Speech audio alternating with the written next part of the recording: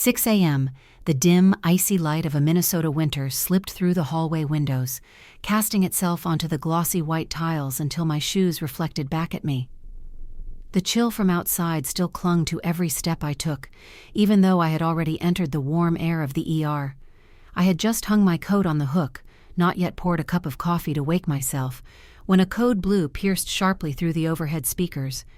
Morning shifts usually begin with the steady beeping of monitors or the murmured handoff from the night nurses, not the blare of a red alarm. I grabbed a pair of gloves and hurried toward Trauma Room 3. A team of security staff and doctors were pushing a stretcher in. The man on it wore an expensive gray suit, his tie skewed to one side, his breathing rapid, his face pale as the snow outside. The scent of costly cologne mixed uneasily with the smell of oxygen and plastic from the medical equipment. "Male patient, 55, difficulty breathing, history of heart disease," one of the attending doctors said quickly as we wheeled him inside. "Name's Jonathan Hale, CEO of Hale Industries, VIP list." I nodded, snapping on my gloves, stepping closer. "Good morning, sir. I'm Lily, the nurse assigned to your care today. I'm going to place an IV so the doctor can—" Before I could finish, his eyes flicked over me, then stopped, lingering for a beat. The crease of his brow wasn't just from pain. "I want someone more experienced. No offense," he rasped, his voice hoarse but deliberate. I froze mid-step. No offense? Just a polite wrapper for a blunt refusal. I knew I looked young, maybe as though I'd barely left nursing school, and truth be told, I had only been on staff for 3 months. But in that moment, I heard more than concern for my skills.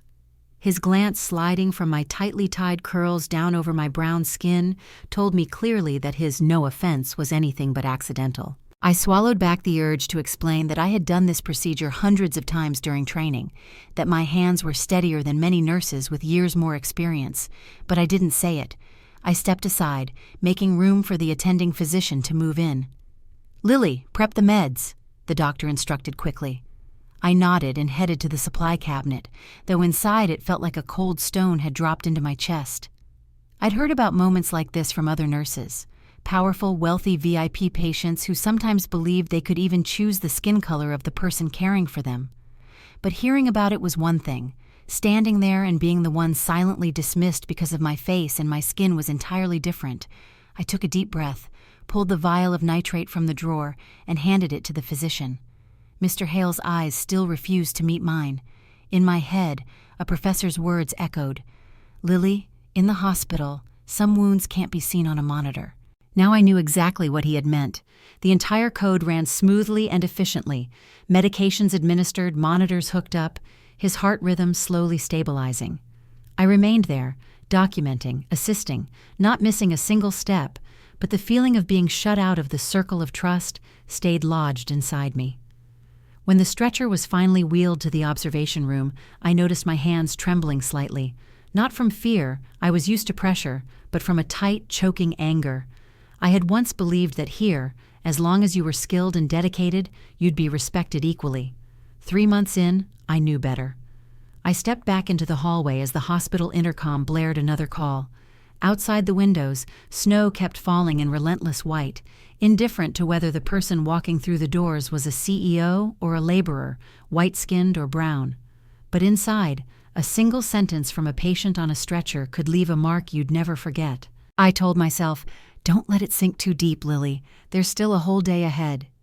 But some part of me knew these kinds of cuts would never fade easily. The shift had barely steadied after Jonathan Hale's emergency when the internal phone rang. The voice of the triage nurse carried through the speaker. "Lily, room 12 needs IV support. Patient, Margaret Alvarez." I hurried down the hall with the tray of supplies in hand, the sharp scent of disinfectant and the steady hiss of ventilators wrapping around me. A hospital in the morning feels like a small city waking up, rushed but with its own rhythm. Room 12's door was ajar. I stepped in and saw an older woman lying slightly on her side, a pillow propped against her back. Her hair was white and softly curled like clouds, her deep brown eyes carrying both weariness and kindness. Each cough rattled her chest, dry and hollow as though pulling the last of her breath. When I introduced myself, she managed to smile. "You remind me of my granddaughter," she said slowly, her voice tinged with the music of Spanish. "She's about your age," I laughed softly. "Then you must be a wonderful grandmother." She shrugged, broke into another fit of coughs, then whispered, "Well, I try." As I prepared the IV, I noticed her thin hands, the bones of her knuckles showing, but her nails neatly trimmed and painted a faint shade. She watched intently as I disinfected, then exhaled in relief when the needle slid smoothly into her vein. "Gentle hands," she praised, her eyes creasing with a smile. "Not everyone has that. Some just rush." Her words drifted through me like a warm breeze, softening the cold weight I had carried since earlier that morning, as though she'd brushed away a piece of the sting from being dismissed. As the IV began to drip, she shared fragments of her life. Born in Mexico, moved to the U.S. at 20, 30 years working in a garment factory. She told me about Minnesota winters, stitching clothes late into the night while thinking of her mother back home. And she spoke of her granddaughter, the light of my life, now studying at a university in Chicago. Maybe because her breathing was weak, her voice was soft, forcing me to lean closer to catch her words. But every story, every laugh that broke between her coughs, carried a strange kind of vitality. Then, just before I left, she took my hand. "Don't let the tough ones get to you, honey. People are scared in hospitals. Fear makes them say things they wouldn't normally say." She didn't say his name, but I knew she understood, the look and the words from Mr. Jonathan. I smiled, nodded. "Thank you. I'll remember." Closing her door, I stood still for a few seconds in the hallway. The golden light spilling from the small window glinted off the tray of syringes in my hand.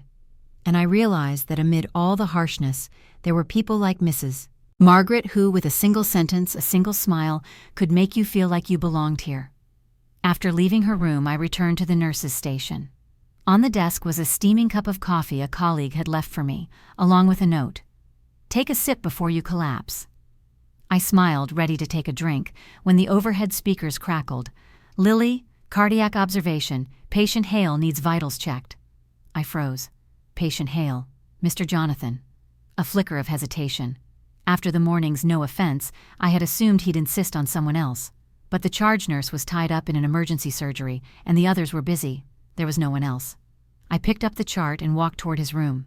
Inside, the lights were softer, the monitor beeping in steady rhythm.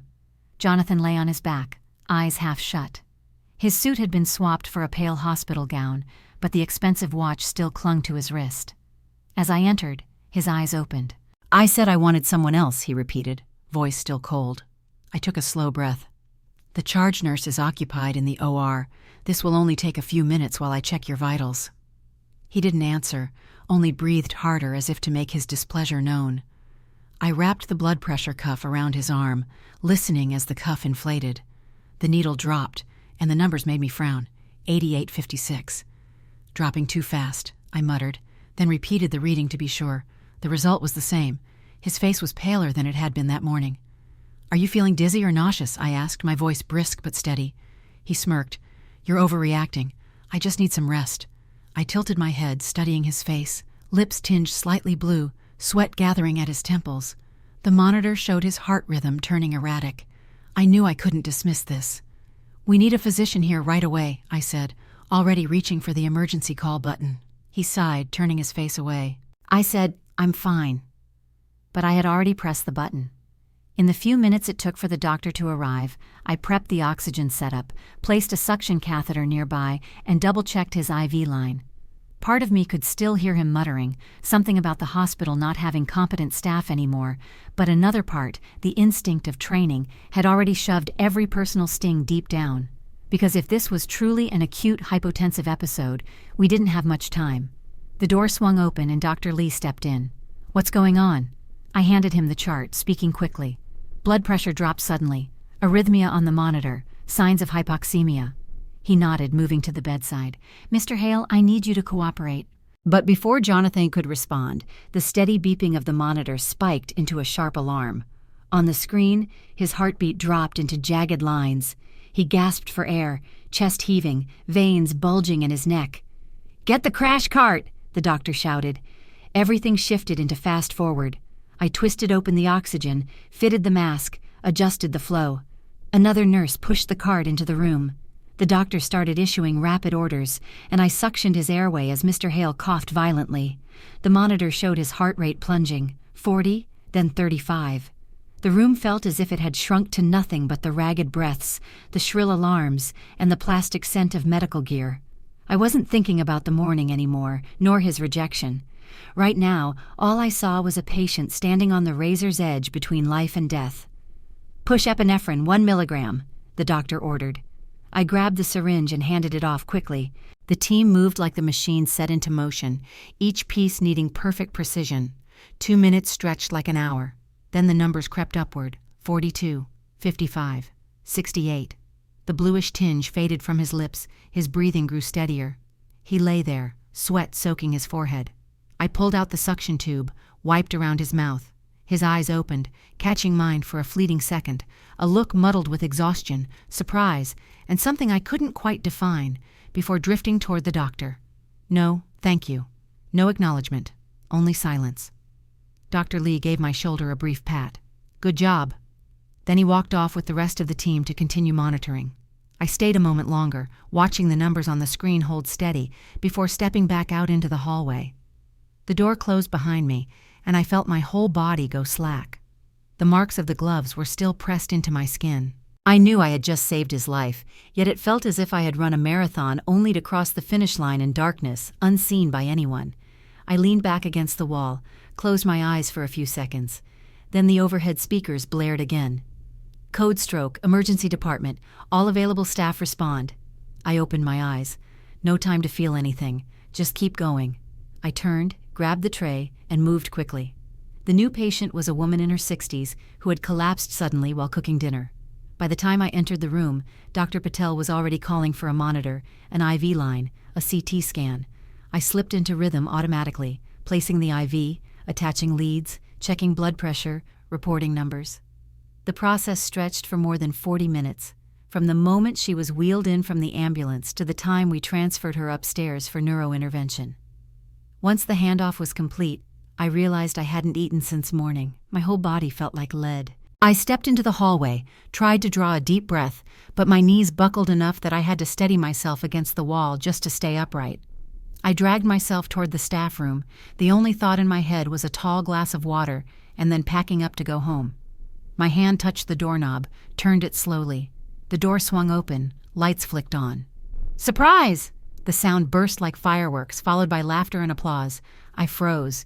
In front of me was the entire shift team, the charge nurse, Dr. Patel, a few of the ER nurses, the CT tech, even the 2 paramedics I'd seen that morning. On the table sat a white frosted cake, purple letters wobbling across the top. "Happy birthday, Lily." Beside it, a tray of steaming coffee, a platter of bright fruit, strawberries, pineapple, grapes, kiwi. Golden balloons spelled out "Happy Birthday" on the wall, and strung along a line were candid snapshots of me back in training, grinning wide, frowning at a monitor, hair a mess while sprinting through an emergency. "Oh my God," I gasped, my voice cracking. "How did you all—" The charge nurse stepped forward and handed me a pale blue card.